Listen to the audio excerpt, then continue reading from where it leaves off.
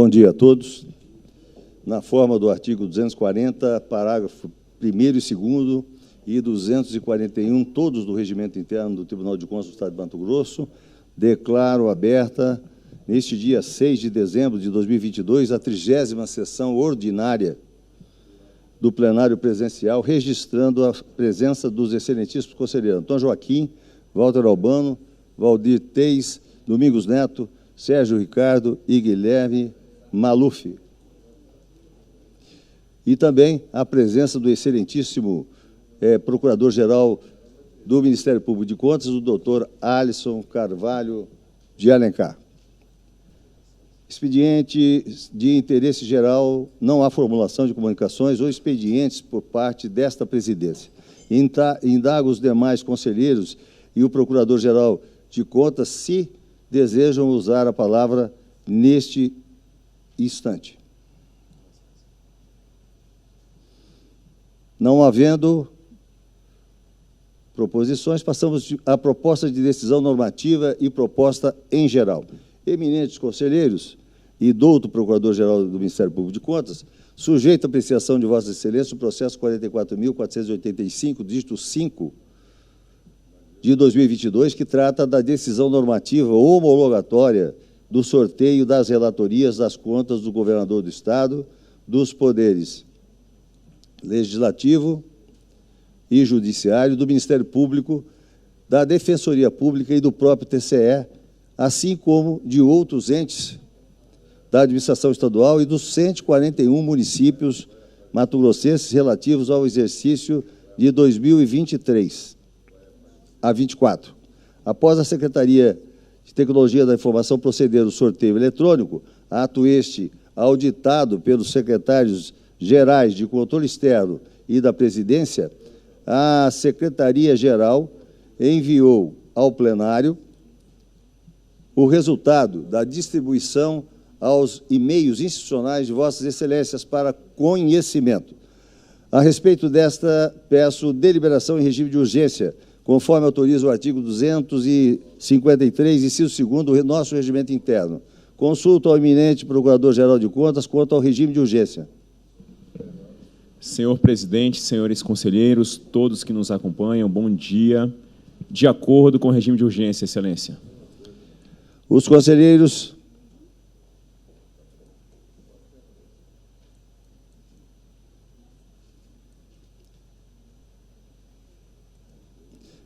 conselheiros que aprovam o rito diferenciado permaneçam como estão. Aprovado o regime de urgência. Quanto ao mérito da decisão normativa, consulto o Procurador-Geral de Contas e aos conselheiros que desejam manifestar-se.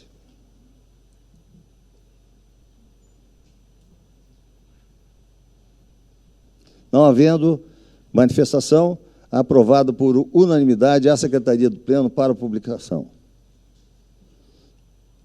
Na segunda sequência, atendendo a solicitação do excelentíssimo conselheiro Antônio Joaquim, encartada na CI 280 de 2022, que encerra a pretensão de homologar, acolher, na sessão plenária deste dia 6 de 12 de 2022, o plano de ação proposto pela informação técnica, documento 25.975, dígito 2 de 2022, objeto do processo número 445.118 de 2022, concedendo-lhe, neste momento, a palavra para a exposição.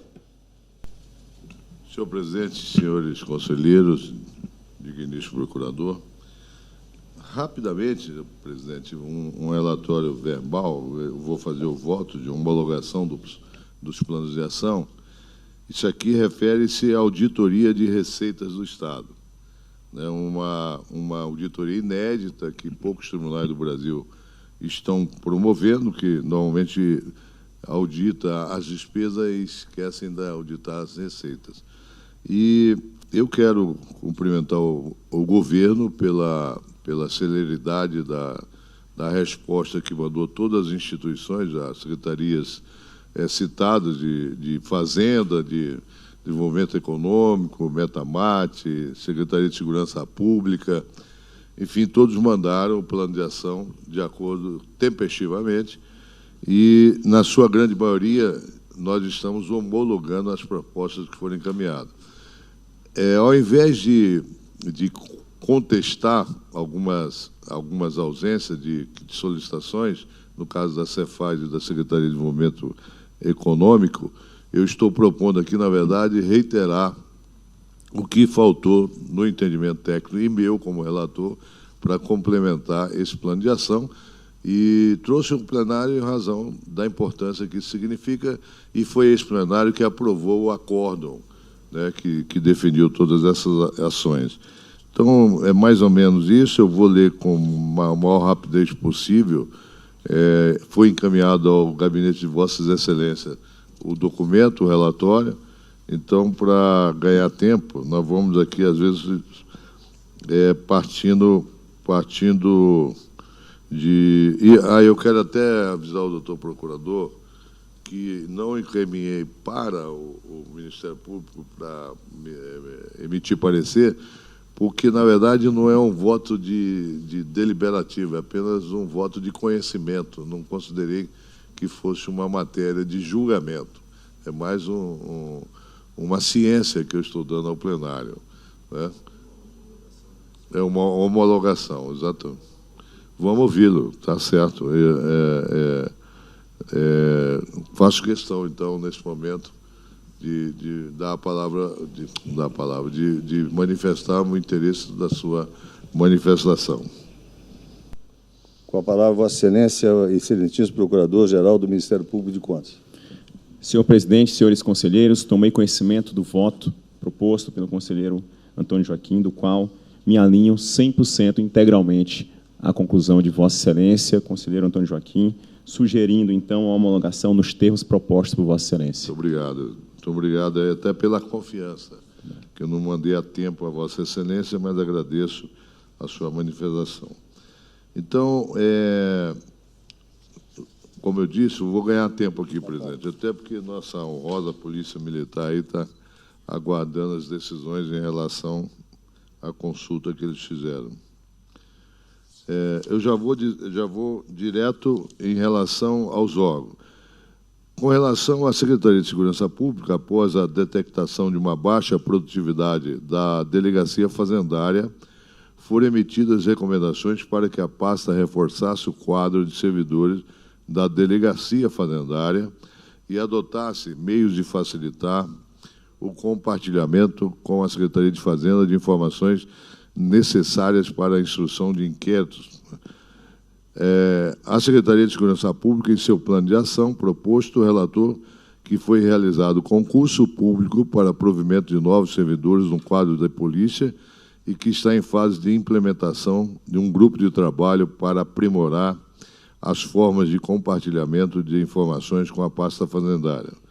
Diante dessas informações, a unidade técnica desse tribunal entendeu, e eu aqui já estou também endossando, que o plano de ação enviado pela Secretaria de Segurança Pública está adequado. Quanto à Procuradoria-Geral do Estado, a auditoria apontou irregularidade na gestão da dívida pública e, por consequência, expediu recomendações para que fossem aprimorados os meios de negociação da dívida ativa e de estratégias de cobranças, bem como a implantação do sistema interno atualizado nas certidões da dívida ativa, a fim de ajudar a recuperação de créditos. A Procuradoria-Geral do Estado, em seu plano de ações, relatou que vão ser implementadas ferramentas virtuais mais atualizadas e criadas rotinas de trabalho para aprimorar a gestão da dívida pública, com data de implementação durante o exercício 2023, razão pela qual a unidade técnica e esse relator entendeu que as medidas e o prazo citados pela Procuradoria estão adequados. Com relação à Secretaria de Desenvolvimento Econômico, a auditoria constatou falhas nos processos das renúncias de receitas e, consequentemente, recomendou que o órgão buscasse adotar medidas para aprimorar os processos de monitoramento dos incentivos fiscais e de redução de desigualdades sociais mediante incentivos. Em seu plano de ação acerca dessa temática de renúncia fiscal, a Secretaria de Desenvolvimento Econômico relatou que será criada uma comissão para regulamentar medidas para diminuir as desigualdades sociais entre os municípios do Estado, bem como que serão criadas rotinas de trabalho e reestruturação do quadro de servidores com prazo de conclusão no próximo ano.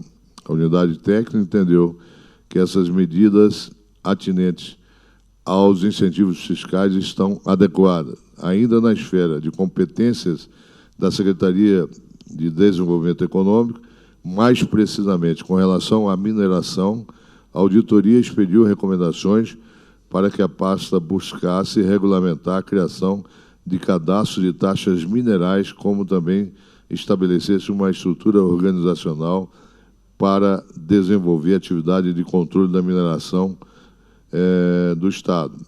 A Secretaria, em seu plano de ação acerca da mineração, relatou que vai compilar informações do setor mineral, criar grupo de trabalho, encaminhar a minuta do projeto de lei da criação do cadastro de taxas minerais e buscar revisar o regimento interno da Secretaria para incluir atribuições de fortalecimento à Coordenadoria de Minas e Energia e captar recursos humanos para aprimorar os trabalhos de fiscalização do setor. Neste particular, já houve manifestação do secretário pública e na mídia e do próprio governador, ainda ontem, afirmando, anteontem, que é necessário a cobrança de taxas da atividade mineral do Estado. A unidade técnica entendeu, inclusive a CPI da Assembleia também chegou a essa conclusão da necessidade da regulamentação da atividade mineral e cobrança de taxas. A unidade técnica entendeu que as medidas citadas ainda não são suficientes, sendo necessária uma estrutura governamental capaz de gerenciar todas essas novas competências assumidas pelo governo acerca da mineração. Nesse rumo, entende que a Secretaria de Desenvolvimento Econômico deve ser comunicada novamente para se manifestar acerca da possibilidade sugerida na auditoria de se utilizar a estrutura, recurso e expertise da Metamate para essa função. Senhor presidente, um parêntese nesse aspecto. O que nós sugerimos é que a Metamate fosse incorporada para cumprir esse papel do órgão de controle da mineração. Para isso, é preciso apenas ajustar. A Metamate não pode ser mais proprietária de minas, que tem muitas, elas têm muitas propriedades, mas isso resolveria privatizando e a Metamate passaria a ser, na verdade, o órgão de controle da atividade mineral do Estado. Já no âmbito da Secretaria de Fazenda, constatou-se na auditoria algumas deficiências na administração fazendária e nos processos contenciosos, bem como nas atividades de controle e monitoramento de exportações.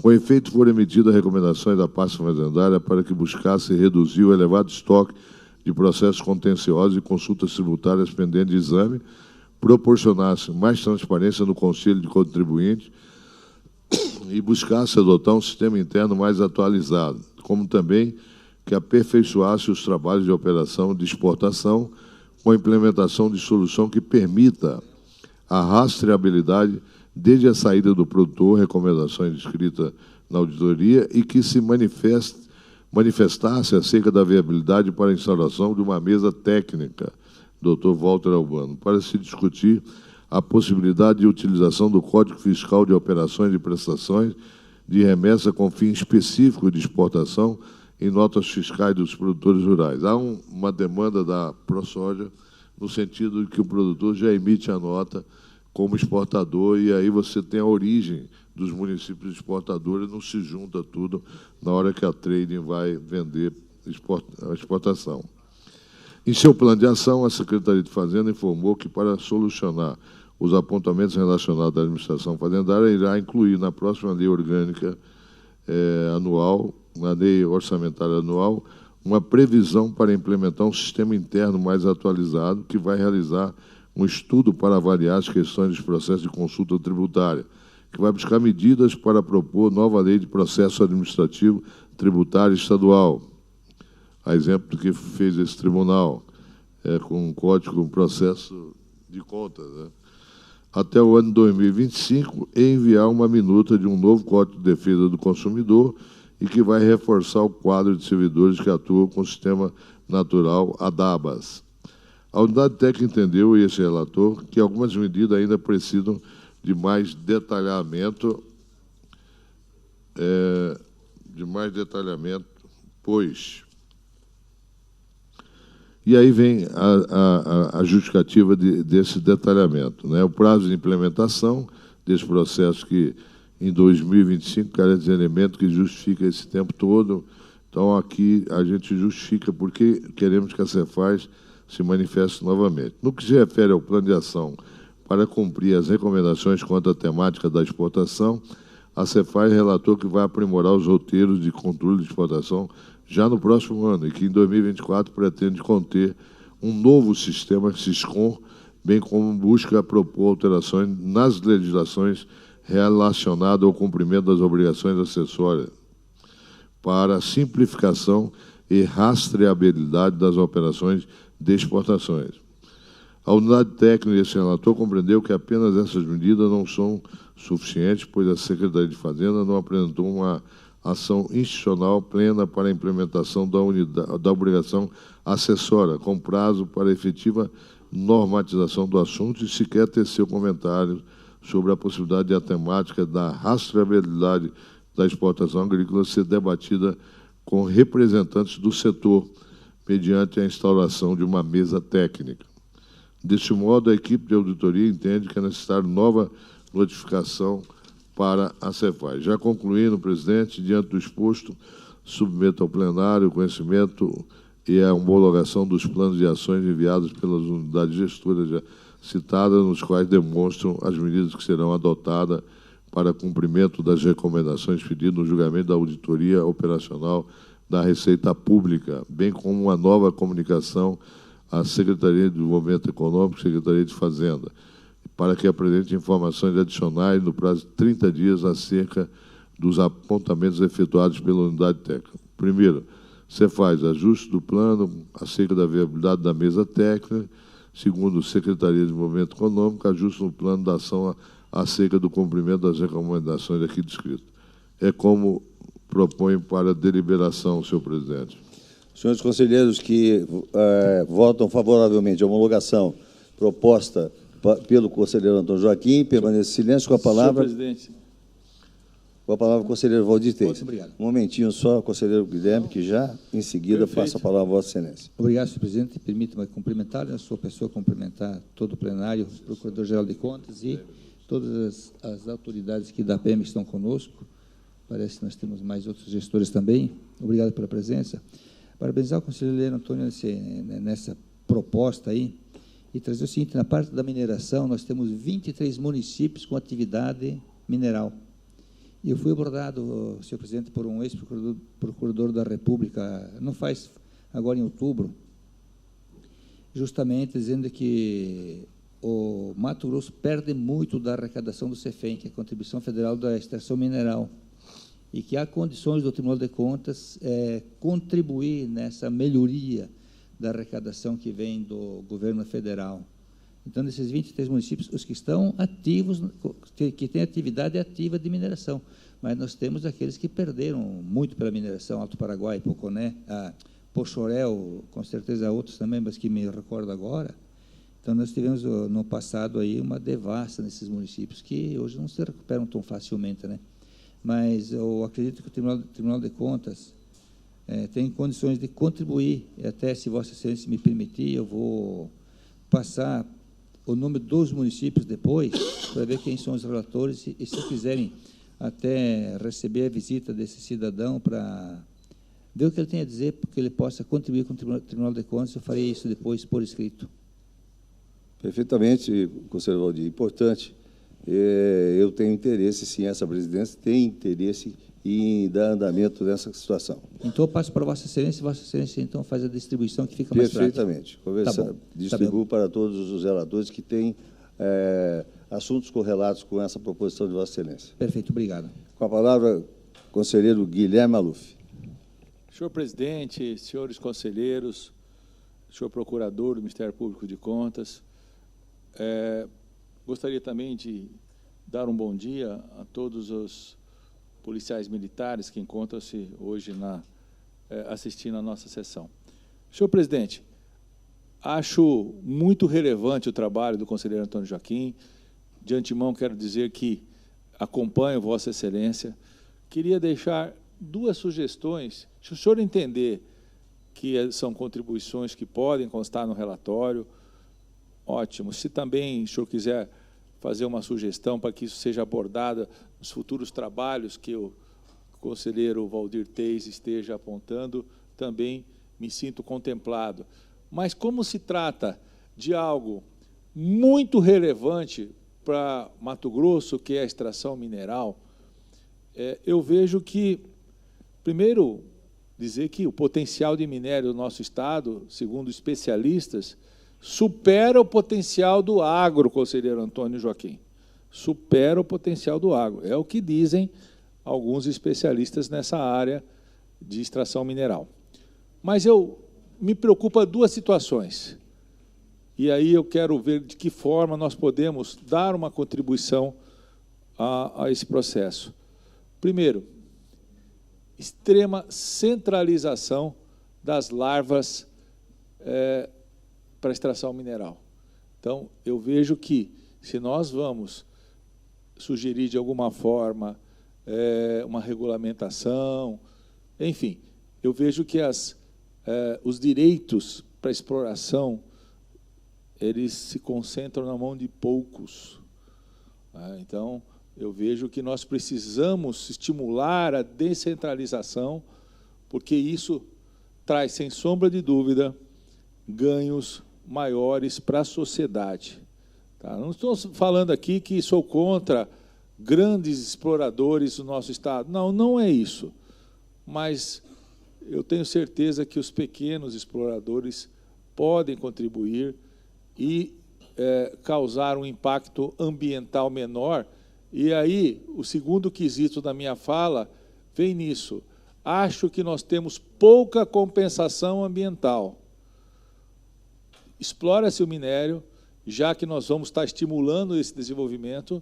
Conselheiro Sérgio Ricardo, o senhor que preside a Comissão de Meio Ambiente, acho que nós precisamos ter aí uma compensação ambiental maior, porque não tem como você fazer aqueles enormes escavações e sem ter um prejuízo ambiental.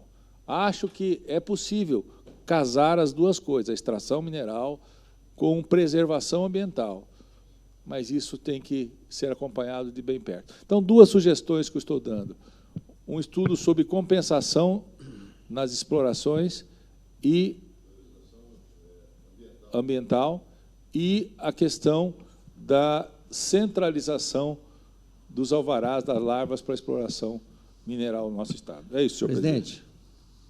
Com a palavra, Vossa Excelência, conselheiro Sérgio Ricardo, aproveitando para parabenizá-lo, Vossa Excelência que faz aniversário hoje, desejando-lhe muita saúde, paz e, acima de tudo, que continue Deus te abençoando essa inteligência rara e te dê longos anos de vida. Vida longa. Grande abraço. Que Deus te abençoe. Muito obrigado, presidente. Obrigado a todos pelas felicitações. Claro, hoje é um dia muito importante. Né?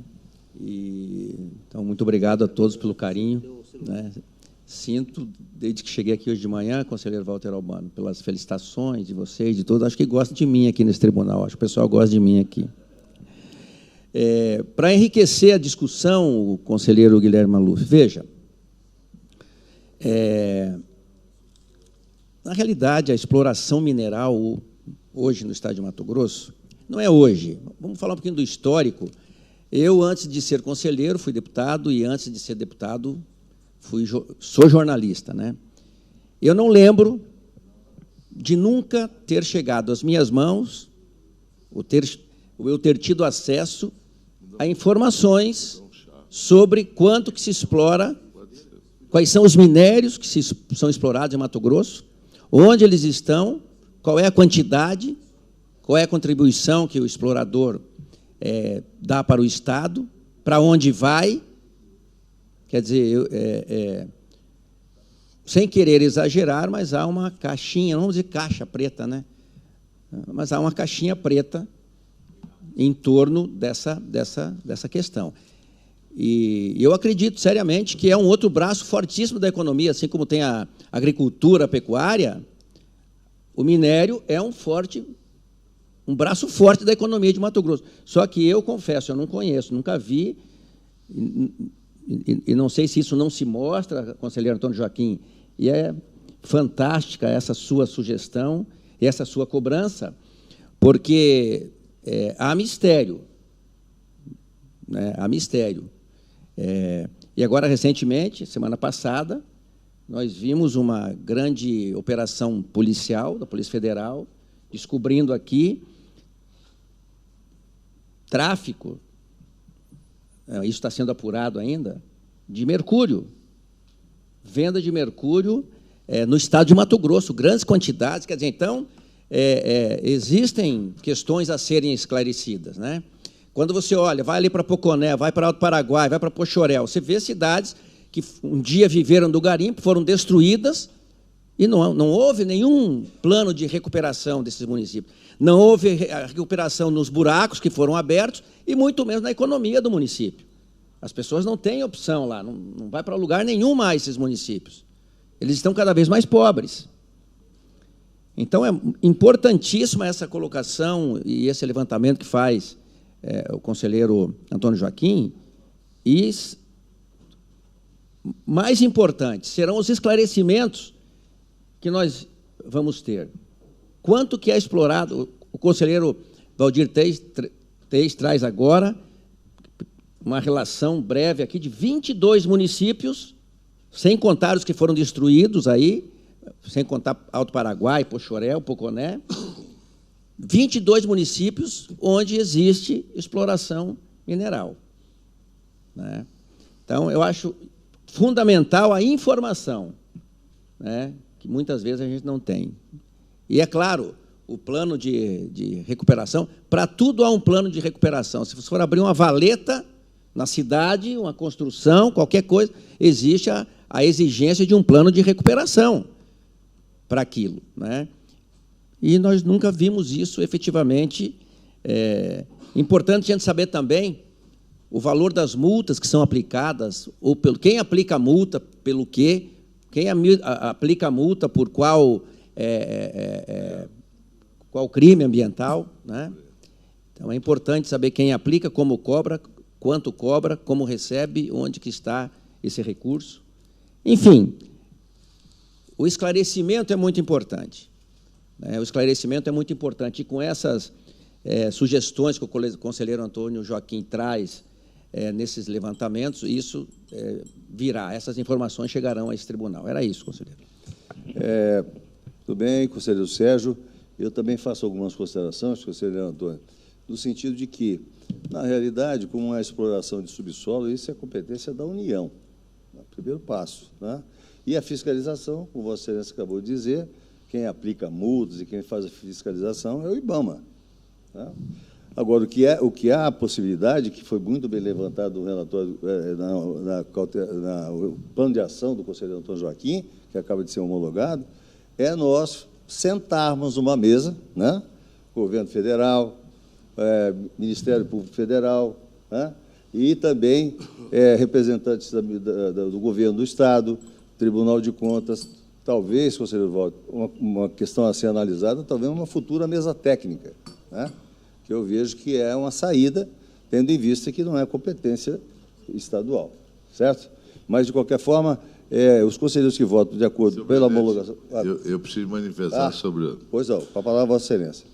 Primeiro, presidente, com todo o carinho, né, que nós temos um pelo outro, e respeito, esse relatório foi baseado em 2 estados, Pará e Minas Gerais, que já têm atividade de fiscalização e taxação da atividade mineral no Estado, pelo Estado.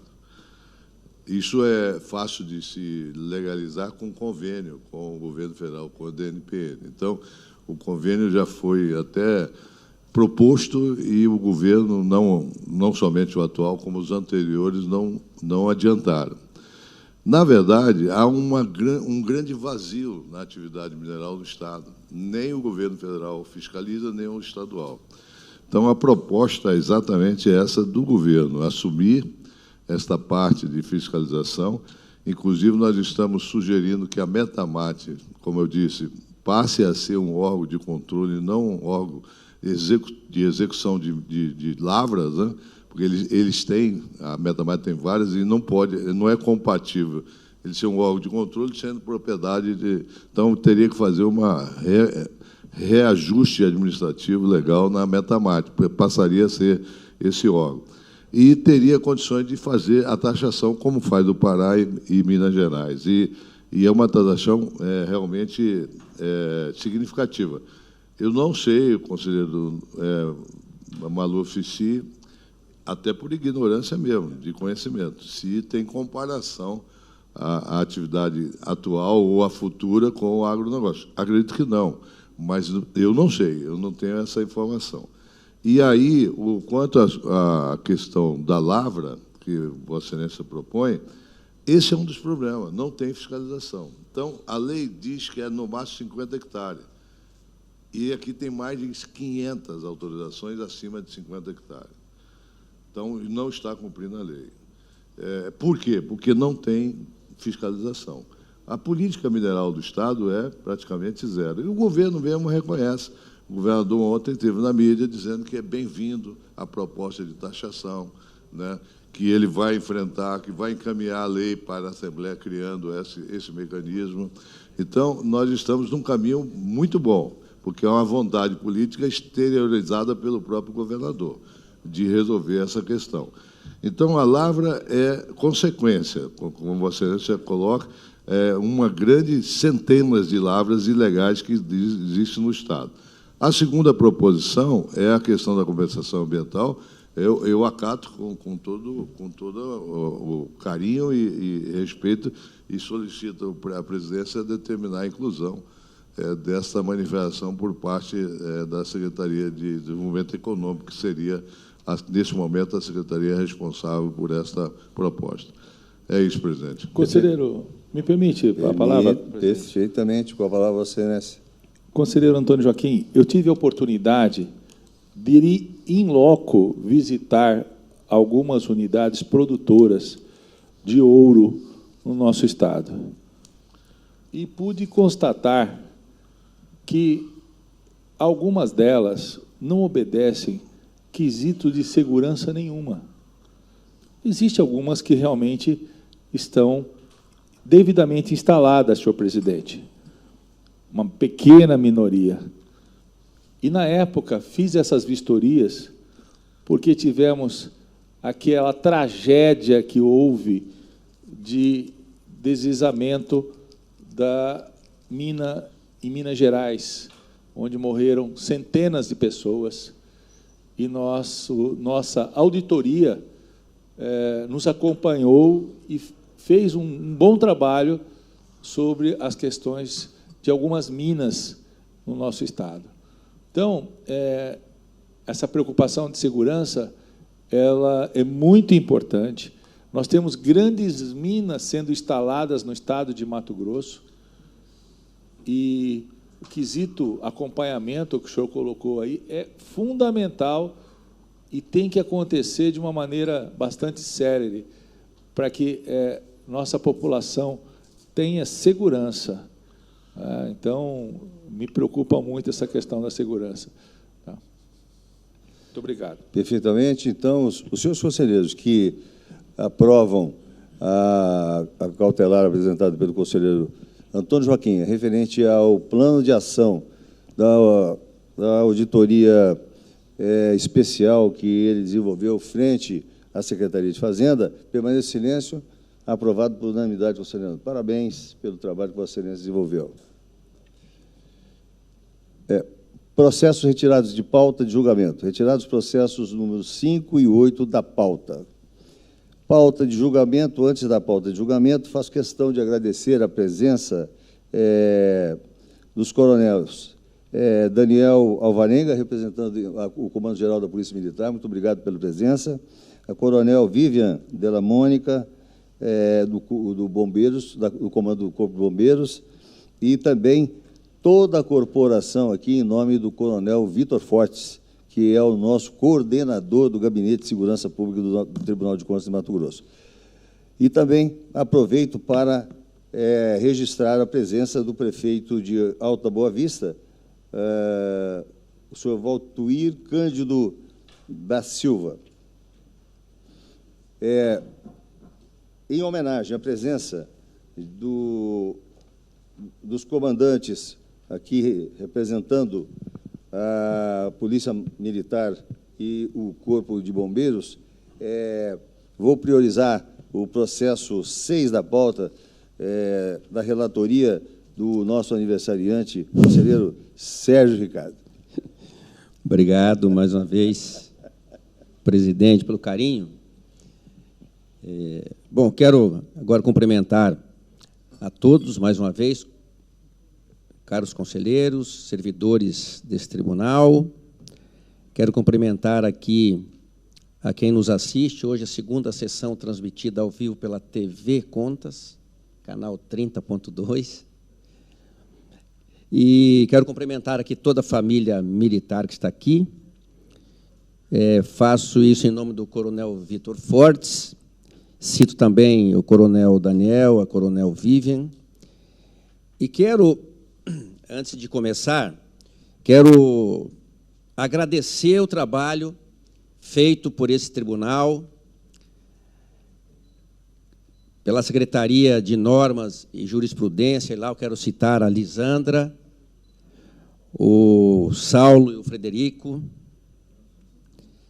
Quero agradecer a CPN-JUR, Comissão Permanente de Normas e Jurisprudência, e aí eu quero agradecer profundamente ao presidente, conselheiro Walter Albano, que abraçou essa causa, e hoje nós temos um resultado que a gente vai apresentar aqui no meu voto, graças a esse trabalho gigantesco, um trabalho que nós tivemos trabalhando nesse processo pelo menos por uns 4 meses, desde que essa consulta chegou ao meu gabinete, e chegou como uma consulta simples, como todas as consultas chegam, e a resposta, né, ela teria sido simples, como muitas das consultas que nós recebemos aqui acabam tendo uma resposta simples, mas quando chegou a consulta, eu me reuni com alguns membros da Polícia Militar para ouvir melhor do que se tratava exatamente, porque às vezes chega a consulta e na consulta ela não consegue expressar exatamente o sentimento, a necessidade. Então, daí vi a necessidade, a importância de conversar com alguns membros da Polícia Militar. A partir desse momento, eu entendi que essa questão merecia uma atenção maior, mais aprofundada do tribunal, por ser a instituição, por ter a instituição a importância que tem, e aí me socorri do meu amigo Walter Albano. E levei o assunto: olha, conselheiro Walter, aqui eu entendo que nós precisamos dar uma outra resposta, buscar uma outra resposta, que não uma resposta simples e sem um aprofundamento, um estudo aprofundado. O Walter imediatamente compreendeu e, a partir desse momento, ele convocou a Secretaria de Normas e Jurisprudência e a CPN-JUR. E esse grupo se envolveu também nesses questionamentos como se fossem militares, como se também fossem ter benefícios com a interpretação que o tribunal poderia dar às normas. E por isso que eu comecei agradecendo a esse grupo e ao conselheiro Walter Albano. Pois bem, hoje, depois de muitas reuniões, de muitos estudos, nós temos esse resultado que eu vou passar a ler agora no meu voto. Então, quero agradecer profundamente a todos aqueles que se envolveram ao longo de meses, né, para que nós chegássemos ao resultado que foi possível e que eu não tenho dúvida nenhuma, que atende às necessidades e aos anseios da Polícia Militar do Estado de Mato Grosso. Então, trata-se de consulta formulada pelo senhor Alexandre Bustamante dos Santos, secretário de Estado de Segurança Pública, objetivando a orientação desta Corte de Contas quanto à interpretação da Emenda Constitucional número 103 de 2019 e da Lei Federal número 13.954 de 2019, considerando o que dispõe a Lei Estadual número 555 de 2014, com relação à inatividade dos militares estaduais. Peço só um pouquinho de paciência, viu, presidente? Porque há necessidade de se valorizar o resultado desse estudo que foi feito. Perfeitamente. Estou muito concentrado aqui no voto de Vossa Excelência. Bom, vamos então à síntese do voto. Ele é longo, mas vamos fazer aqui uma síntese. Inicialmente, eu registro que conheço da presente consulta, pois foram preenchidos todos os requisitos de admissibilidade elencados no regimento interno dessa Corte de Contas.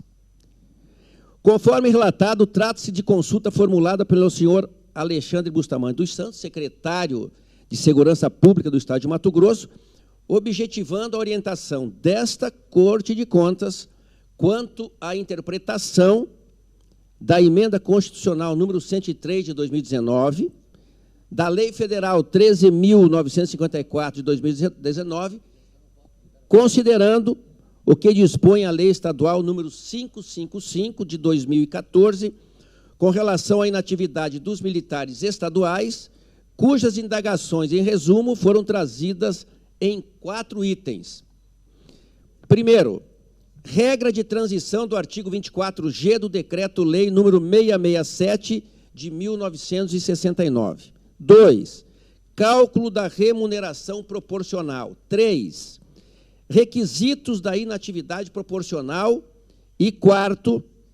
Composição do cálculo da remuneração proporcional, considerando-se o direito adquirido. Destaco que as manifestações técnicas, bem como os pareceres do Ministério Público de Contas e da Comissão Permanente de Normas e Jurisprudência, CPN-JUR, esgotaram o assunto consultado, trazendo a legislação aplicável.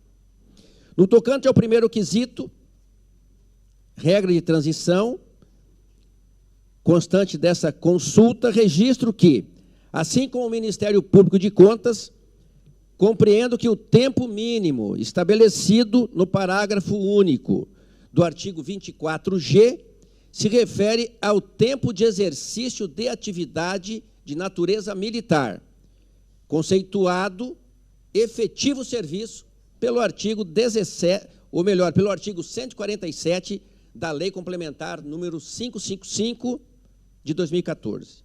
Por outro lado, com relação ao segundo item, que foi formulado pelo consulente, acolhendo o posicionamento da Comissão Permanente de Normas e Jurisprudência, que foi integralmente ratificado pelo Ministério Público de Contas, constato que, na hipótese da transferência do militar estadual, que ingressou na corporação até dia 31 de dezembro de 2019, a inatividade proporcional, seja ela a pedido ou compulsória, o cálculo da remuneração deve ter como parâmetro os critérios de concessão do subsídio integral de acordo com a regra de transição do artigo 24G do Decreto-Lei 667 de 1969, com a nova redação dada pela Lei Federal número 13.954 de 2019, seguindo a lógica da correspondência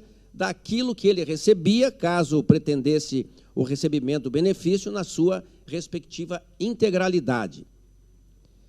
Ademais, quanto ao terceiro quesito, ao terceiro questionamento, constante nos autos, tal qual o Ministério Público de Contas, também concordo com a proposta de ementa de resolução de consulta aprovada pela CPNJur, pois o inciso 2º do artigo 147 da Lei Complementar número 555 de 2014 ainda permanece em vigor, já que a Lei Federal número 13.954 de 2019 não definiu os pressupostos temporais para a transferência do militar estadual à inatividade com remuneração proporcional. Assim, para a concessão desse benefício, deverão ser observados os critérios definidos pela legislação estadual, editada com base na competência legislativa concorrente definida pela Constituição Federal. Passando para o quarto quesito, a quarta solicitação, assim como o órgão ministerial, igualmente, acolho a manifestação técnica, eis que os pedidos de transferência de militar estadual para a inatividade com remuneração proporcional, fundamentada no direito adquirido, deverá computar no cálculo da correspondente remuneração o tempo de serviço completado até 31 de dezembro de 2019, não sendo possível incluir períodos que ultrapassem essa data limite. E aqui, mais uma vez, quero, no meu voto, enfatizar e também reconhecer que essa matéria, que foi objeto dessa consulta, formulada pelo secretário de Segurança Pública, cuida de tema de relevantíssimo interesse público, referente a uma categoria de servidores públicos que desempenham um papel essencial para toda a coletividade, pois eles promovem a ordem social do Estado.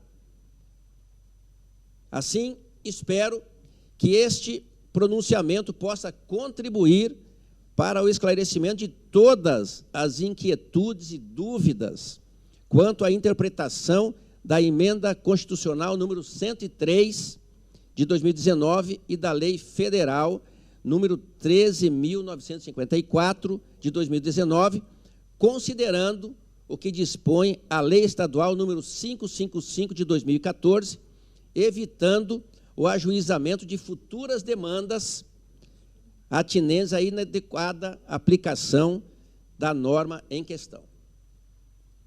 Diante do exposto, acolho a sugestão da Comissão Permanente de Normas e Jurisprudência, CPNJur, também o parecer do Ministério Público de Contas e voto pela aprovação da proposta de emenda da resolução de consulta nos seguintes termos. Sistema de proteção social dos militares estaduais, inatividade remunerada a pedido, regra de transição, interpretação do parágrafo único do artigo 24G do Decreto-Lei 667 de 1969,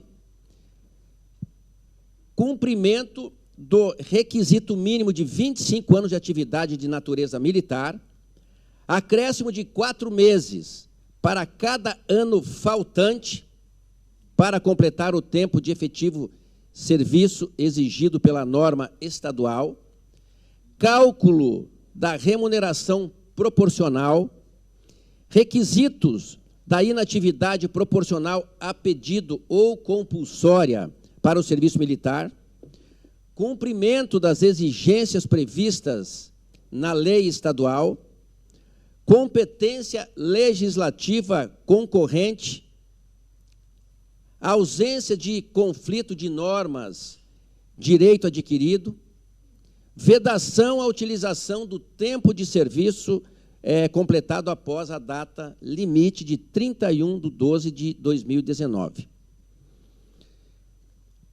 Pois bem, ao tratar da regra de transição, a expressão tempo mínimo, prevista no parágrafo único do artigo 24G do Decreto-Lei 667 de 1969, com a redação determinada pela Lei Federal número 13.954 de 2019, corresponde ao tempo mínimo de exercício de atividade de natureza militar exigido pela lei estadual, o qual também pode ser chamado de serviço, efetivo serviço. Pode ser chamado também de efetivo serviço.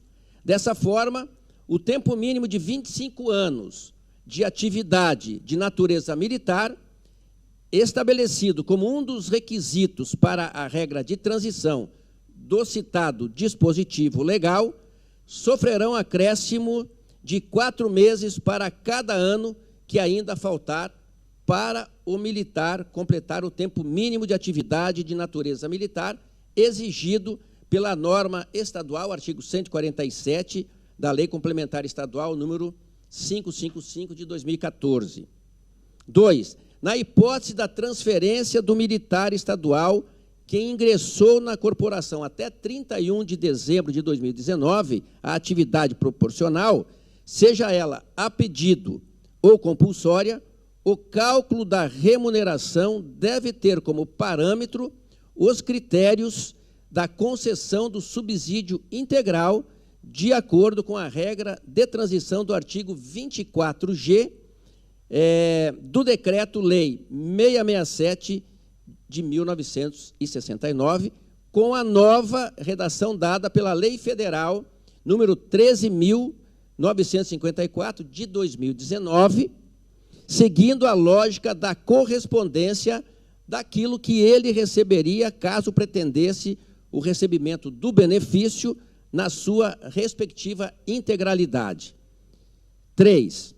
O inciso 2 do artigo 147 da Lei Complementar Estadual 555 de 2014 permanece em vigor, já que a Lei Federal número 13.954 de 2019, ao estabelecer as novas regras para o sistema de proteção social dos militares, não definiu os pressupostos temporais para a transferência do militar estadual à inatividade com remuneração proporcional, de modo que, para a concessão desse benefício, deve-se observar os critérios definidos pela legislação estadual, editada com base na competência legislativa concorrente, definida pela Constituição Federal, artigo 22, inciso 21º, cumulado com o artigo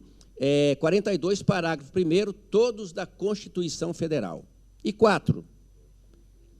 Na hipótese do pedido de transferência de militar estadual para a inatividade com remuneração proporcional, fundamentada no direito adquirido do artigo 24F do Decreto-Lei número 667 de 1969 e no artigo 147, inciso 2, da Lei Complementar Estadual número 555 de 2014, deve-se computar no cálculo da correspondente remuneração o tempo de serviço completado até a data de 31/12 de 2019, não sendo possível incluir períodos que ultrapassem essa data limite.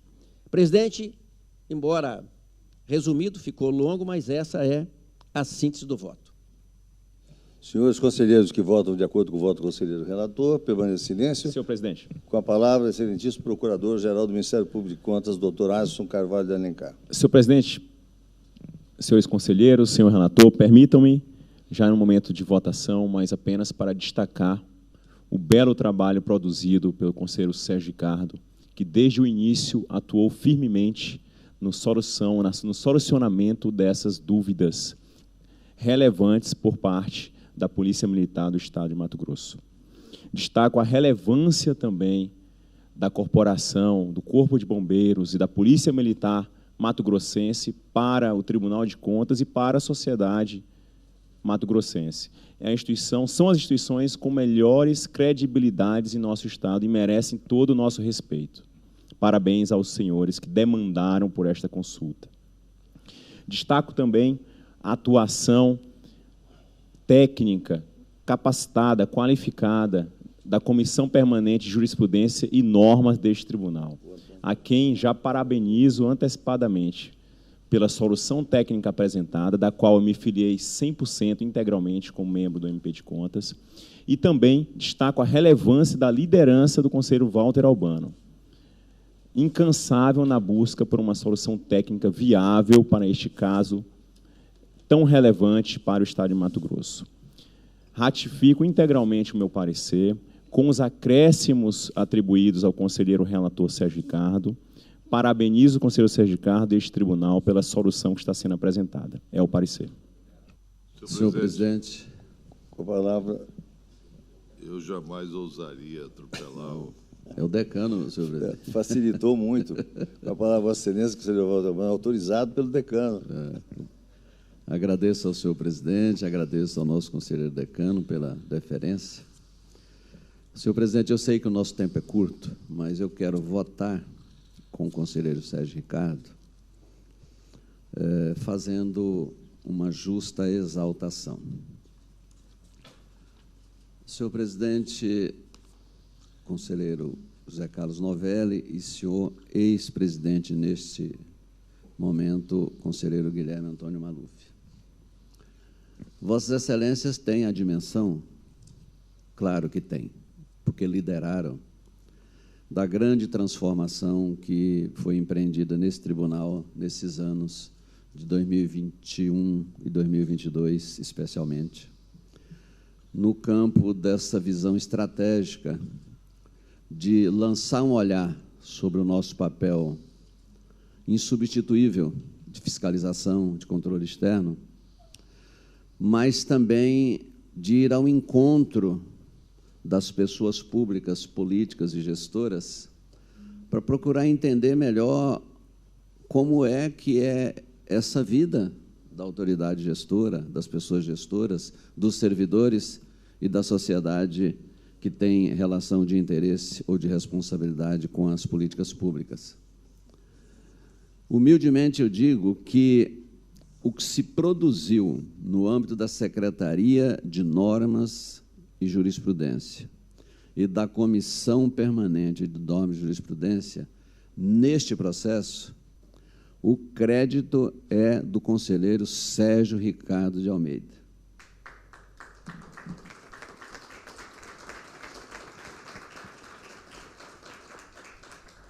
O conselheiro Sérgio, senhores conselheiros, senhor presidente, senhor procurador-geral, de fato foi quem me procurou e disse: conselheiro Walter é meu amigo. Em casos tão complexos, tão relevantes, será que a nossa resposta tem que ser jurídico-burocrática somente? Antes de ver o assunto, eu disse: não, não pode ser, porque se tivesse que ser, não precisaria a República Brasileira ter estruturado os tribunais de contas como tal, com essa representação política, com essa representação técnica. Justamente, respondi ao conselheiro Sérgio, está assim estruturado, desde a visão insubstituível, creio que para a eternidade, do grande Rui Barbosa, que eu jamais ousarei em propor qualquer mudança, como já ousei, abestadamente, lá no plano nacional, quando o conselheiro Antônio Joaquim, depois o conselheiro Valdeci Pascoal presidia a Tricom, e eu estava ali como vice-presidente em duas das últimas gestões, e pensei que, sim, por que não fortalecer a área técnica? Responda agora, diferente do que fiz lá, e que tenho vergonha de ter feito, que é de empreender ideias no sentido de fortalecer a área técnica, eu digo aqui, tem que fortalecer a área política, porque o assunto é estratégico, porque a área técnica já está estruturada, com os auditores públicos externos e com os técnicos de controle público externos, que, no caso, o Brasil tem, e esse tribunal tem, da melhor qualidade. O que a gente precisa é de um colegiado com essa dimensão. Então, Vossa Excelência, conselheiro Sérgio, eu estou aqui me arrepiando, porque o senhor sabe, como todos sabem, que eu sou um bandista que acredito na espiritualidade.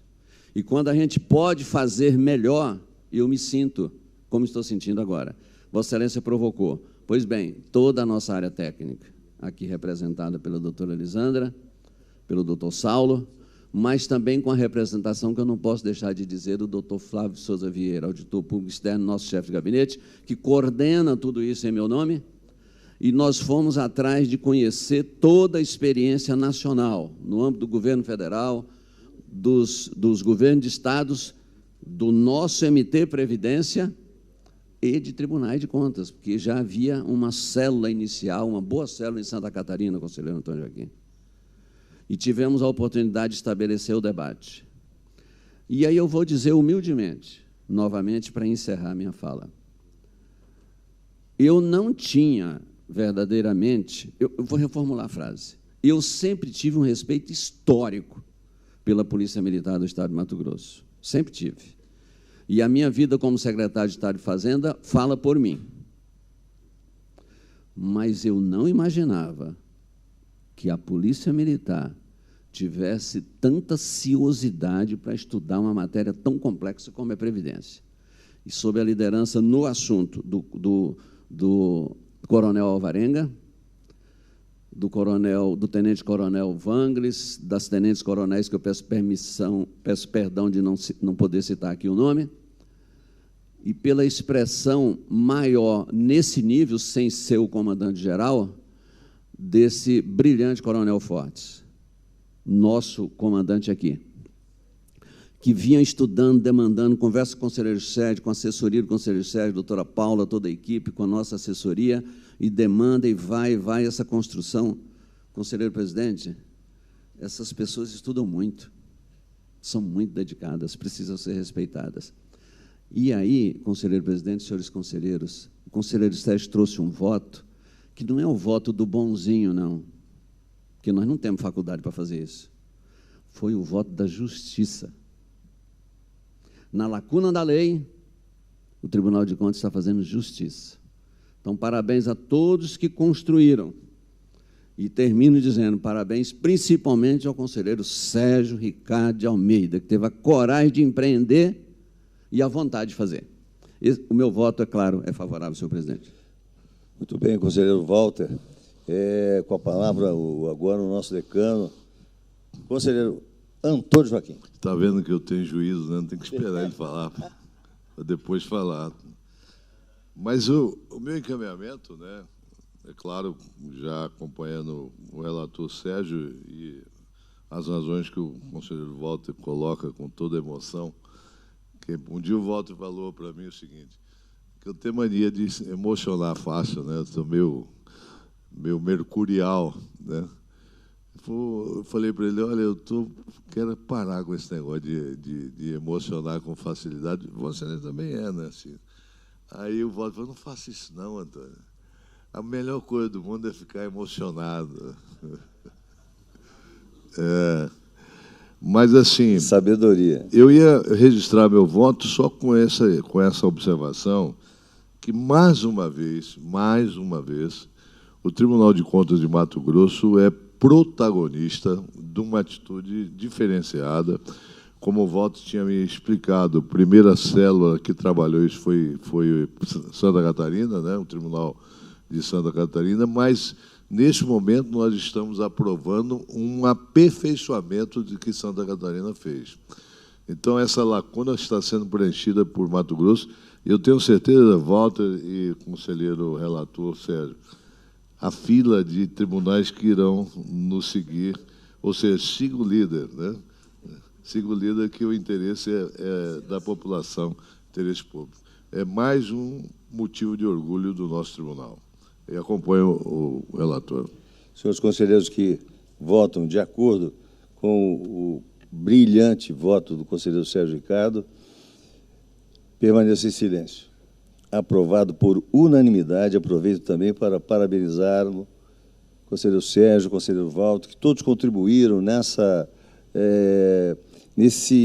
nessa decisão maravilhosa que veio, né, trazer benefícios a toda a corporação. E eu também faço coro aí à palavra do conselheiro Walter Albano. Eu também sempre fui um admirador da Polícia Militar e também do Corpo de Bombeiros, né, que desempenham excelentes serviços de qualidade para a população mato-grossense, indispensáveis, né, conselheiro Valdir? Hoje a segurança pública já voltou a ser a prioridade, né? Com a amenização da pandemia, né? É a maior preocupação da sociedade. Parabéns a todos vocês que correm perigo, doam as suas vidas para dar a tranquilidade que a sociedade precisa. Processo 7.651, dígito 1, 2022, relator o conselheiro Sérgio Ricardo, que está aniversariando hoje. Resolução de consulta 1822, resumo de ementa, Secretaria de Estado de Segurança Pública, consulta, conhecimento. Responder ao consulente nos votos, dos termos do voto, o relator, publique-se. Para relatar o processo 2 da pauta, chamamos o conselheiro Antônio Joaquim, com a palavra, Vossa Excelência. Senhores conselheiros, digníssimo procurador, trata-se das contas anuais da Assembleia Legislativa, contas anuais de gestão da Assembleia Legislativa do Estado de Mato Grosso, referente ao exercício 2020, sobre a responsabilidade do senhor Eduardo Botelho, presidente da Assembleia de Mato Grosso, e do doutor Max Russi, primeiro secretário. A 6ª Secretaria de Controle Externo elaborou relatório técnico preliminar, destacando os seguintes aspectos da gestão. O balanço orçamentário demonstrou que as receitas efetivamente arrecadadas no exercício 2020 totalizaram R$ 420.262.000 e o quociente de arrecadação da receita evidenciou déficit de arrecadação para cada R$1 previsto, a AL arrecadou apenas 0,95. As despesas realizadas correspondem ao valor de R$ 379.073.000 e o quociente da realização da despesa indicou que para cada R$1 autorizado na lei orçamentária foram realizados 0,98, evidenciando uma economia orçamentária de R$ 6.821.000. Na execução orçamentária, houve superávit no resultado orçamentário de R$ 41.188.000. O balanço financeiro demonstrou que a Assembleia Legislativa de Mato Grosso tem disponibilidade suficiente para honrar seus compromissos de curto prazo, pois o resultado do quociente de disponibilidade financeira indica que para cada R$1 de restos a pagar, possuía 2,85 de disponibilidade financeira para saldar suas dívidas. O balanço patrimonial apresentou superávit financeiro de R$ 76.207.000. No exame dos atos de gestão, inicialmente a Secretaria de Controle Externo apontou a ocorrência de 2 achados de auditoria, sendo um de natureza grave relacionado às divergentes prestação de contas apresentada com registrado no sistema do FIPLAN, e outro de natureza gravíssima concernente ao descumprimento da determinação relacionada à adesão ao sistema FIPLAN expedida por esse tribunal. A Assembleia apresentou defesa sustentando que a pandemia do Covid-19, iniciada no exercício 2020, afetou as atividades laborais e dificultou a transcrição das informações para o sistema FIPLAN. Quanto ao descumprimento da determinação expedida por esta Corte, aduziu que, embora tenha editado resolução se comprometendo a aderir ao sistema FIPLAN, esta integração seria gradual, pontuando ainda que essa obrigatoriedade não atingiria o Legislativo, que possui sistema próprio. Após a análise da manifestação defensiva, a unidade técnica concluiu pelo saneamento das irregularidades apontadas, por entender que se deve considerar as limitações causadas pela pandemia, bem como sugeriu discussão quanto à obrigatoriedade da utilização do sistema FIPLAN. O MP de Contas, por meio do parecer do doutor Alisson Alencar, Procurador-Geral de Contas desse tribunal, acompanhou a decisão técnica quanto ao saneamento da irregularidade relacionada a divergências contábeis, permanecendo, contudo, com o achado referente ao descumprimento da determinação expedida pelo Tribunal de Contas, finalizando pela regularidade das contas. A Assembleia Legislativa protocolou documentação dispensando a apresentação das alegações finais. É a síntese do relatório, senhor presidente. Em discussão? Não havendo discussão, em votação, o conselheiro Antônio Joaquim.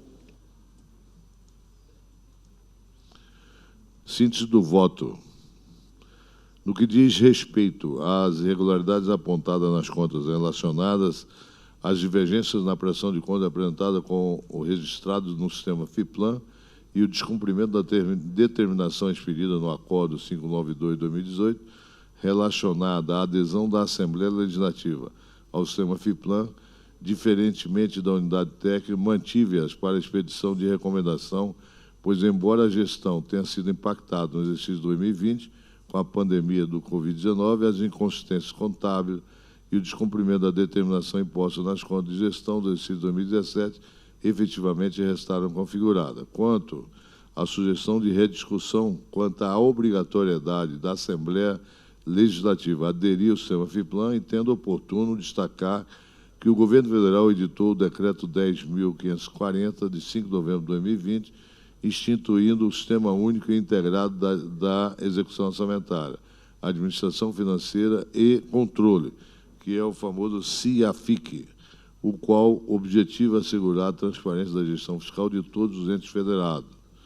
Esse decreto confirma que os poderes executivo, legislativo e judiciário e órgãos de cada ente devem estar integrados em um sistema único a ser utilizado com base de dados compartilhados e integrado aos sistemas estruturantes, gestão de pessoas, patrimônio e controle.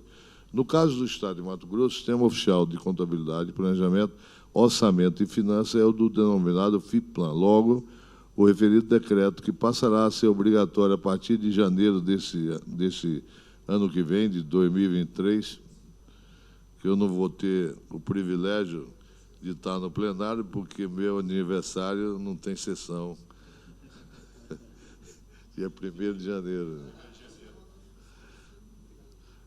Só para lembrar uma vez que é o seu aniversário, com certeza. E cumprimentá-lo mais uma vez. Só veio para reforçar a necessidade e obrigatoriedade de todos os entes da Federação estar integrados num sistema único e oficial. Por esses fatores, pedi determinação para que a Assembleia de Mato Grosso realize a completa adesão ao Sistema Oficial de Contabilidade, Planejamento, Orçamento e Finanças de Mato Grosso, FIPLAN, em atendimento ao Decreto Federal 10.540 de 2020. Por fim, destaco que a gestão do exercício 2020 apresentou resultados satisfatórios e respeitou os imperativos constitucionais e legais que regulam suas atividades administrativa, financeira, patrimonial e orçamentária. Posto isto, acolho em parte o parecer ministerial e voto no sentido de julgar regulares as contas anuais de gestão da Assembleia Legislativa de Mato Grosso, referente ao exercício 2020, sob a gestão do deputado Botelho, responsável e os responsáveis já citados, com as ressalvas e determinações presentes na íntegra do voto. Essa é a síntese do voto, Excelência. Os senhores conselheiros que votam de acordo com o voto do conselheiro relator permaneçam em silêncio. Aprovado por unanimidade. Processo número 42.245, dígito 2, 2021, relator conselheiro Antônio Joaquim, acórdão 383 de 2022, resumo de ementa, Assembleia Legislativa de Mato Grosso, contas anuais de gestão do exercício 2020, contas regulares com ressalvas, determinações à atual gestão. Publique-se. Para relatar agora o processo 7º da pauta, em homenagem à presença do senhor prefeito da Prefeitura Municipal de Alto da Boa Vista, e também que nos requereu sustentação oral, passamos a palavra para o conselheiro Valdir Treix para relatar este processo. Obrigado, senhor presidente. Trata-se de pedido de rescisão com requerimento de efeito suspensivo interposto pelo senhor Valtuir Cândido da Silva, prefeito municipal de Alto da Boa Vista, representado pelo advogado Euclides Miranda dos Anjos, com fundamento no artigo 374 do nosso regimento interno. O pedido de rescisão foi interposto em desfavor do julgamento singular número 1147, proferido nos autos de representação da natureza interna 22.525, traço 9 de 2018, que aplicou multa. Senhor presidente, eu vou ter que fazer a leitura aqui no meu relatório físico. O pedido de rescisão foi interposto em desfavor do acórdão número 550/2019, que homologou o julgamento singular número 1147, JJM/2018, proferido nos autos da representação da natureza interna 22.595/2018, que aplicou multa de 210,2 OPFs do Mato Grosso ao prefeito à época, em razão do envio de forma intempestiva das peças de planejamento de 2017, da carga inicial de 2017 e das cargas mensais de janeiro a outubro daquele ano, do município de Alto da Boa Vista. O requerente pleiteou o recebimento do pedido, argumentando estar de acordo com as normas regimentais relativas à tempestividade e que o prazo de interposição de 2 anos contados da data da irrecorribilidade da decisão não foi atingido, em razão da suspensão dos prazos processuais deste Tribunal de Contas no período de 2020 a 2022, em decorrência da pandemia da Covid-19. Requereu que o pedido seja recebido no seu efeito suspensivo, sob a justificativa de prova inequívoca e verossimilhança do direito alegado nos termos do artigo 28, caput da Lei de Improbidade, da Lei de Introdução às Normas do Direito Brasileiro, LINDB, cumulado com o artigo 12, parágrafo 7 do Decreto Federal número 9.830 de 2019. Arguiu também o fundado receio de dano irreparável, pois o valor foi inscrito na dívida ativa em 16 de 10 de 2019, e a Procuradoria-Geral do Estado de Mato Grosso já protocolou a execução fiscal em seu desfavor, consoante comprovação anexada aos autos. No período, questionou a imputação ou aplicação da multa determinada no julgamento singular número 157, já citado, e homologado no acórdão 550 de 2019, além de ter reiterado a tese quanto à ausência de dolo ou erro grosseiro e pleiteou a procedência do pedido. Em documento complementar ao pedido de rescisão, informou que no dia 4 de 12 de 2020, o requerente pleiteou junto nesta Corte de Contas o agrupamento e o parcelamento da multa imposta nos autos da representação interna, da representação de natureza externa, número 12.1452/2019. E, em 28 de 7 de 2022, obteve a resposta negativa, conforme o ofício anexado aos autos. O pedido de rescisão com requerimento de efeito suspensivo foi admitido e, no exercício do Poder Geral de Cautela, em caráter preliminar, lhe foi concedido o efeito suspensivo nos termos do regimento interno. Os dados foram encaminhados ao Ministério Público de Contas, que no parecer exarado pelo Procurador de Contas, Dr. William de Almeida Brito Júnior, opinou pela homologação da decisão citada. É a síntese do relatório, senhor presidente. Em discussão, e na discussão nós temos aí um requerimento do excelentíssimo senhor prefeito Valtuir Cândido da Silva para fazer a sustentação oral, e passamos a palavra para Vossa Senhoria para dar início. Alertamos que tem 15 minutos para fazer a sua sustentação oral, aproveitamos também para registrar a presença de Gustavo Augusto Ferraz Rodrigues e também de Gaziel Cândido da Silva, que estão como ouvintes aqui no nosso tribunal. Muito obrigado pela presença do nosso plenário. Com a palavra, Vossa Excelência. Quero, neste momento, em primeiro lugar, cumprimentar Sua Excelência, senhor presidente desse Tribunal de Contas, no qual também cumprimento todas Suas Excelências, senhores conselheiros, também o procurador do Ministério Público, doutor Alisson, quero cumprimentar também meu amigo Gustavo, doutor Gustavo, que encontramos aqui, meu filho também, Gesiel, que está comigo. Início da fala, eu quero começar com uma gratidão. Primeiramente, uma gratidão ao nosso Pai Celestial, ao nosso Deus, que nos concedeu até aqui estarmos para trazer algum esclarecimento às suas excelências. Gratidão também a esse Tribunal de Contas, aos senhores conselheiros, por o meu mandato de 4 anos como prefeito do município de Alto Boa Vista, ter aqui as minhas contas todas aprovadas por unanimidade deste Tribunal de Contas. Quero aqui, aproveitando a oportunidade, trazer a minha gratidão, meus agradecimentos a todos os senhores. E na oportunidade também de trazer aqui, como vamos dizer, a minha defesa oral aqui sobre o acontecido. Em primeiro lugar, dizer aos senhores que peguei um município a mais de 1.000 quilômetros da capital, onde peguei um município com uma grande dívida parceladas, peguei um município com o povo sedento de sede porque não tinha água no nosso município. E naquela época, como vereador, eu sempre batia, falava com os prefeitos, o município com quase 30 anos de emancipação e na população não tinha água.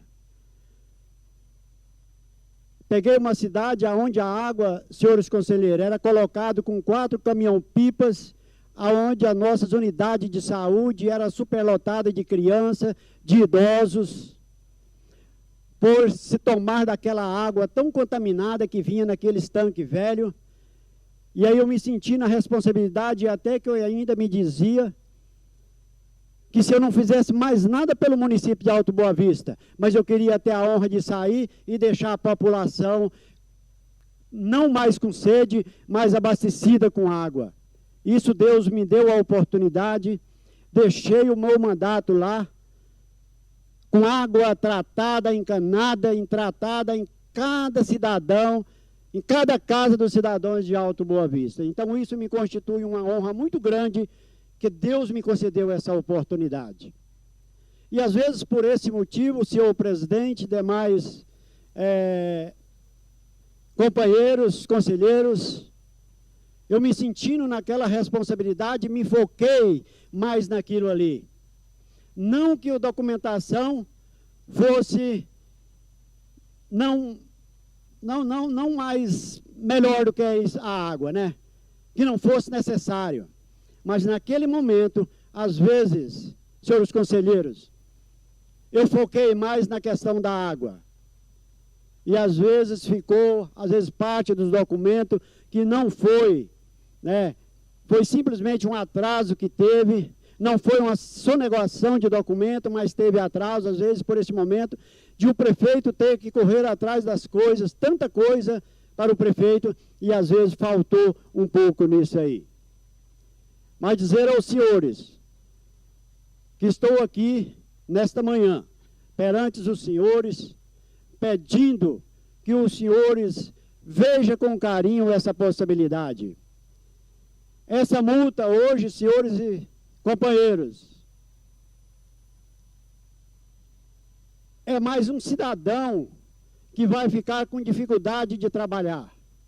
É mais um cidadão que depois de 60 anos de idade, que deu 16 anos da minha vida na vida pública, lutando por um município. E hoje eu moro em um sítio. Hoje eu vivo de uma tiração de leite que eu tenho no meu sítio e eu vivo daquela renda ali. Eu não tenho condição, conselheiros, de pagar uma dívida dessa aí. Mas eu venho aqui pedir a clemência aos senhores e dizer que administrei aquele município com muita seriedade, lutando para que a coisa acontecesse da forma que tivesse que acontecer. Inauguramos aquela água, entramos em uma pandemia onde os gestores não sabiam o que fazia, correndo atrás de salvar a vida da população, do povo.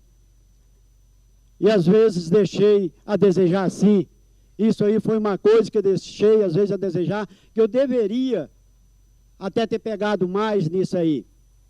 E que eu acho, não estou dando nem quem sou eu para dar uma opinião aos senhores, mas eu acharia que seria muito bom rever, não me alcança mais, mas alcança os gestores atuais que estão nos municípios pequenos, né? Onde confia, coloca uma pessoa que vai mandar os apliques, vai mandar tudo, e o prefeito tem que correr atrás de tudo. E aí, às vezes, deixa a desejar.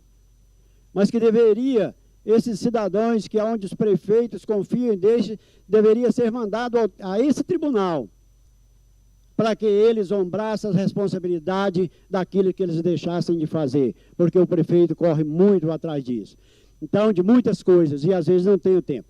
Então, está aqui as minhas palavras, está aqui o meu pedido de reconhecimento aos senhores, que com certeza, se for concedido esse pedido, você estará, mais uma vez, deixando um cidadão que hoje, como eu disse, está trabalhando no sítio, lutando. Eu até dizia para o meu advogado ali, né, doutor Gustavo, meu amigo, e eu pegava no meu paletó e dizia, depois que eu deixei o mandato, a primeira vez que eu estou vestindo um paletó, né? Mas fica aqui a minha gratidão aos senhores.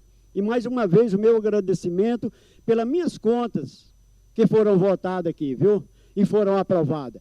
E peço a bênção de Deus sobre esse Tribunal de Contas, sobre os conselheiros, sobre todos os funcionários aqui, os parceiros, trabalhadores, que a bênção de Deus alcance vocês, que vocês continuem sendo pessoas abençoadas por Deus, com mente aberta como vocês são, para ajudar os municípios, principalmente os mais carentes, lá de longe da capital.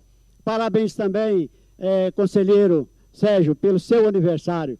Deus te dê muitos anos de vida, muita felicidade. Muito obrigado pela oportunidade, que Deus abençoe a todos vocês. Muito obrigado. Da minha parte, agradeço aí, aceito esse desejo de que Deus nos abençoe esse Tribunal de Contas. Muito obrigado. E até, tendo em vista que Vossa Excelência, no trabalho, conseguiu tirar água de pedra lá em Alto Boa Vista, talvez Vossa Excelência seria a solução para arrumar água na Chapada dos Guimarães, né? Muito obrigado.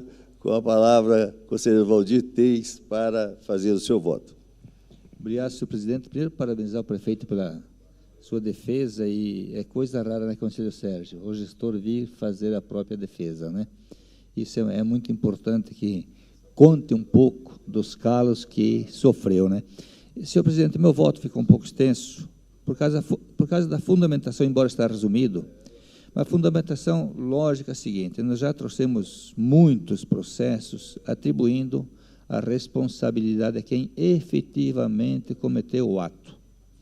E a fundamentação trazida pelo advogado foi muito bem, foi feliz nas suas alegações e também na sua fundamentação.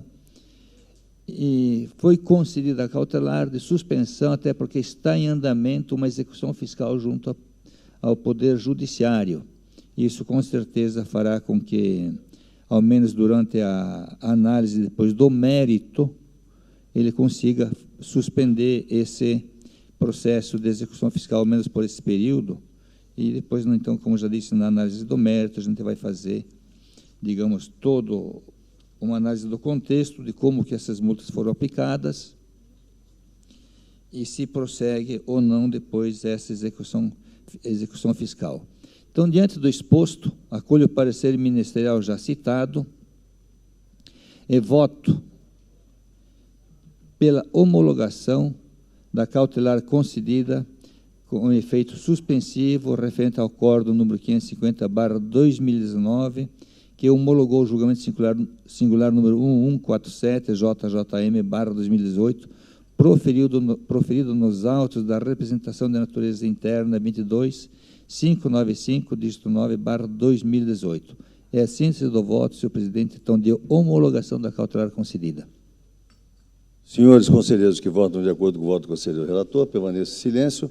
Aprovado por unanimidade. Processo número 16.122, dígito 5 de 2022, relator conselheiro Valdir Teis, que está de parabéns mesmo, como disse o conselheiro Walter. Acórdão 384 de 2022, resumo de ementa, Prefeitura Municipal de Alto Boa Vista, pedido de rescisão com efeito suspensivo, proposto em face do acórdão 550 de 2019. Medida cautelar que concedeu efeito suspensivo na decisão monocrática número 1590 WJT de 2022. Homologação Publix-se. Para relatar o processo 4 da pauta, com a palavra o conselheiro Antônio Joaquim.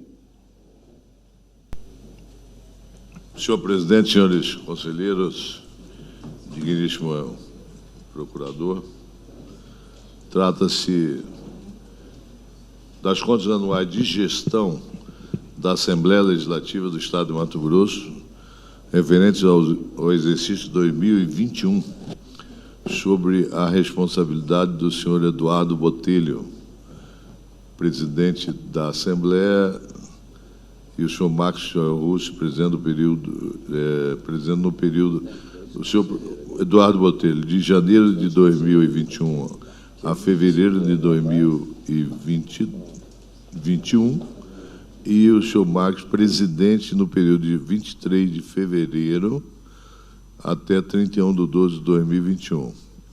Houve uma substituição na presidência. A Sexta Secretaria de Controle Externo elaborou o relatório técnico preliminar, destacando os seguintes aspectos da gestão. O balanço orçamentário demonstrou que, comparando a receita prevista de 475.981.000 com a efetivamente arrecadada de 427.455.000, houve déficit de arrecadação de 48.526.000. Já em relação à despesa fixada de 477.455.000, com a efetivamente realizada de 429.986.000, constatou-se uma economia orçamentária da ordem de 47.469.000 reais. Na execução orçamentária, houve superávit no resultado orçamentário de 49.292.000. O balanço financeiro demonstrou que a Assembleia de Mato Grosso, no final do exercício de 2021, possuía disponibilidade financeira no montante de R$ 96.386.000. O balanço patrimonial apresentou superávit financeiro de R$ 415.931.000. No exame dos atos de gestão, inicialmente a Secretaria de Controle Externo apontou a ocorrência de 3 achados de auditoria de natureza grave relacionados a registros contábeis incorretos, não envio de informações e documentos pelo sistema APLIC e ausência de elaboração de inventário físico-financeiro dos bens imóveis. A Assembleia Legislativa apresentou defesa rebatendo os achados, alegando que não houve divergências nas informações contábeis, que não têm a obrigatoriedade de enviar contratos firmados pelo sistema APLIC e que lançou no balanço patrimonial de 2021 o inventário físico-financeiro dos bens imóveis. Após a análise da manifestação defensiva, a unidade técnica concluiu pelo saneamento apenas da irregularidade relacionada ao não envio das informações ao sistema APLIC, permanecendo com os demais achados apontados. O Ministério Público de Contas, por meio do parecer subscrito pelo Procurador-Geral de Contas, acompanhou a conclusão técnica pelo saneamento da irregularidade referente ao não envio das informações da APLIC, permanecendo com os demais achados com a expedição de recomendação e determinação. A Assembleia Legislativa protocolou a documentação dispensando a apresentação de alegações finais. Seu relatório, presidente. Em discussão? Não havendo discussão, em votação, conselheiro doutor Joaquim. Síntese do voto. Com relação às irregularidades apontadas nas contas, destaco que, em consonância com a unidade técnica do Ministério Público de Contas, afastei o achado relacionado ao não envio de contratos firmados pela Assembleia Legislativa 2021 via sistema APLIC, pois não há essa exigência na Resolução Normativa 2/2020, constando tão somente os pacotes de declarações relacionadas às folhas de pagamento, atos de pessoal, licitações, concursos públicos e benefícios previdenciários. No que tange aos demais achados de auditoria referente aos registros contábeis incorretos e ausência da elaboração de inventário físico-financeiro dos bens imóveis com descrição analítica, igualmente, ao Ministério Público de Contas mantive para expedição de recomendações de melhoria à gestão.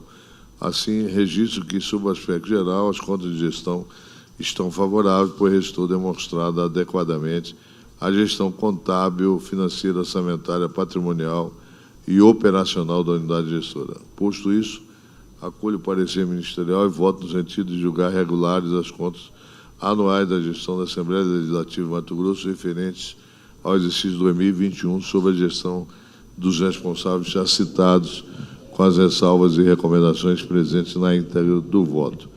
Esse é o voto, senhor presidente. Os conselheiros que votam de acordo com o voto do conselheiro relator permanecem em silêncio.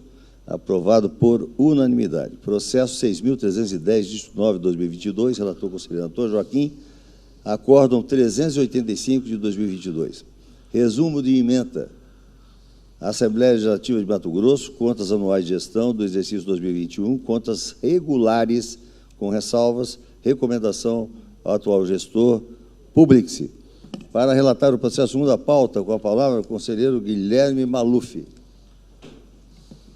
Senhor presidente, senhores conselheiros, trata-se de representação de natureza externa, com pedido de medida cautelar proposta pela empresa Só Ônibus Comércio e Serviço, IRERE, em desfavor da Prefeitura Municipal de Guiratinga, em razão de supostas irregularidades ocorridas no pregão presencial 51/2022.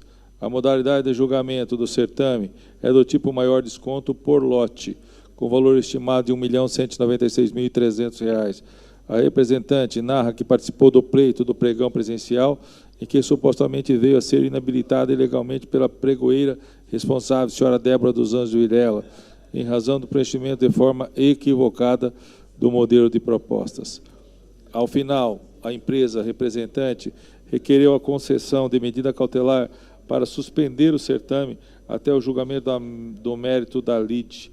Com fundamento no artigo 195, parágrafo 1º do Regimento Interno, oportunizei à Prefeitura Municipal e à Pregoeira Municipal a possibilidade de apresentar manifestação prévia acerca dos fatos representados.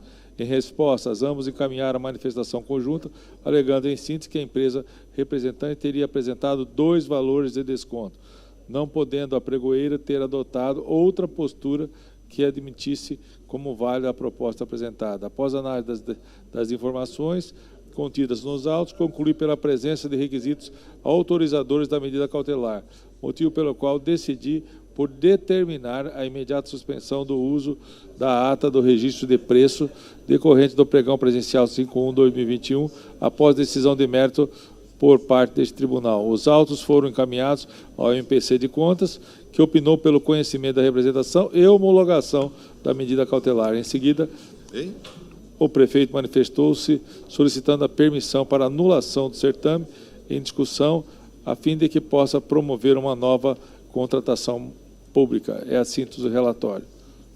Em discussão. Não havendo discussão, em votação. Respeitados os limites de cognação sumária, surpreendo que as justificativas prévias apresentadas pelos responsáveis não foram capazes de respaldar a conduta da pregoeira no certame em questão. A decisão da pregoeira da desclassificação dos participantes sobre a suposta apresentação de 2 propostas de desconto para o mesmo lote não tem o condão de prosperar. Analisando detidamente o processo de licitação, anoto que o duplo sentido interpretativo está no próprio modelo de proposta indicado no certame, disponível na íntegra nas minhas razões, no qual há uma coluna para indicação do valor, ao desconto, e um outro campo para conter a mensagem de que o desconto mínimo aceito seria de 10%. A representante preencheu o valor do desconto na coluna específica destinada para essa finalidade. Assim, não visualizo dúvida sobre o valor correto da proposta. O que ocorreu foi que a representante não deletou a mensagem que constava no início do modelo de que o mínimo aceito seria de 10%. Registro que, além do modelo de proposta ser documento meramente sugestivo, não há nota explicativa sobre o modo de preenchimento desse último, que indique a forma assertiva as lacunas que deveriam ser alteradas pelas participantes para a apresentação das propostas de modelo a justificar o seu preenchimento dúbio e justa desclassificação. Além disso, há previsão no edital da possibilidade da pregoeira em sanar irregularidades que não alterem a substância da proposta ofertada. Destaque-se que a proposta apresentada pela empresa desclassificada, 62% de desconto, é mais vantajosa para a administração pública do que a proposta vencedora, 54,5% de desconto. E considerando a modalidade de escolha por mais desconto, leva a crer que a empresa desclassificada poderia se sagrar vencedora, caracterizando assim a fumaça do bom direito. Caracterizado o perigo de demora, uma vez que podem ocorrer gastos da administração pública em decorrência do pregão em discussão com possibilidade de dano ao erário municipal. Levando-se em conta a eventual contratação mais onerosa, a administração pública, tendo em vista que a oferta de desconto vencedora do pregão é ligeiramente menor do que a apresentada pela empresa desclassificada. Sob solicitação aportada nessa Corte, posteriormente a concessão de medida cautelar, que o gestor municipal requer permissão da Corte para anulação do certame. Em discussão, esclareço que a legislação assegura essa prerrogativa à administração pública. Contudo, considerando a homologação do certame em favor da empresa vencedora, a anulação do procedimento licitatório está condicionada à observância do devido processo legal, especialmente no que diz respeito ao contraditório e à ampla defesa daqueles que possam ser prejudicados pelo decisório, sob pena de nova nulidade. Ademais, para não subsistam dúvidas por parte do administrador, a fim de conceder segurança, registro que a adoção do referido procedimento não contraria determina a suspensão da utilização da ata de registro de preço proferida por este relator. Diante do exposto, com fundamento no artigo 97, combinando o artigo 338 do Regimento Interno em decorrência com parecer ministerial, submeta a decisão número 612, GAM 2022, no Tribunal Pleno, para fins de homologação da medida cautelar. É a síntese do voto, senhor presidente. Senhores conselheiros que Senhor votam, presidente, com a palavra o conselheiro Antônio Joaquim. eu quero declarar meu impedimento nessa Perfeitamente registrado. Peço à Secretaria do Pleno que registre o impedimento do conselheiro Antônio Joaquim. Os senhores conselheiros que votam de acordo com o voto do conselheiro relator, permaneçam em silêncio. Aprovado por unanimidade. Processo 43.786, dígito 7, 2022, relator conselheiro Guilherme Antônio Maluf. Acórdão 386, 2022, resumo de emenda. Prefeitura Municipal de Guiratinga, representação de natureza externa com pedido de medida cautelar. Medida cautelar adotada singularmente na decisão monocrática número 602 de 2022, que suspendeu o pregão presencial número 51 de 2022, homologação publique-se. Encerrada a pauta, aliás, eu vou encerrar a sessão ordinária, já solicitando à Secretaria do Pleno que programe o processo 3 da pauta para a próxima sessão. Encerrada a pauta, Senhor presidente, me perdoe. Com a palavra, porque eu declarei impedimento erradamente. Eu achava que era o item 3 da pauta, eu estava desatento. Então, como não foi votado, fica para a próxima, considere que eu acompanho o relator na votação anterior. Vamos registrar que foi aprovado por unanimidade. Peço à Secretaria do Pleno que faça o registro. Encerrada a pauta, passamos às explicações pessoais. Consulto o excelentíssimo Procurador-Geral de Contas, se deseja se manifestar. Não, Excelência, muito obrigado. Consulto ao excelentíssimo conselheiro, se desejam manifestar. Com a palavra, o conselheiro Valdir Teis. Só bem rapidinho, senhor presidente. Que ontem foi encerrada a capacitação do curso Ouvidoria para Todos, pilotado pelo conselheiro Antônio Joaquim. E dizer, conselheiro, que eu acho que foi um curso de extrema importância para o Mato Grosso, porque a gente não tem ideia, às vezes, da dimensão da importância da ouvidoria na gestão pública, mas quando se tem uma ouvidoria, digamos, voltada efetivamente para levar ao gestor não só as questões relacionadas àquilo que não acontece, mas também sugestões do que pode ser melhor, é muito importante para a sociedade.